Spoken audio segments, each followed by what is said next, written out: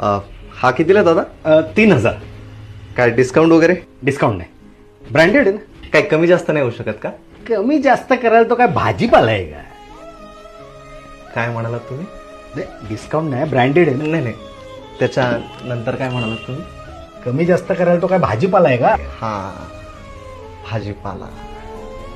का हो, भाजीपाला असं म्हणले कमी जास्त होतं नाही का? त्याला काही किंमतच नाही, नाही का? अहो, भाजीपाल्याला किंमत नाही असं नाही हो. त्या भाजीपाल्यावाल्याचं एवढं मोठं मन असतं ना की तुम्ही 20 रुपयाची वस्तू 10 रुपयाला मागितली तरी हसत हसत तुम्हाला देतोय. उगाच राजा म्हणत नाहीत त्याला. तुमचं आमचं सगळ्या जगाचं पोट भरतोय.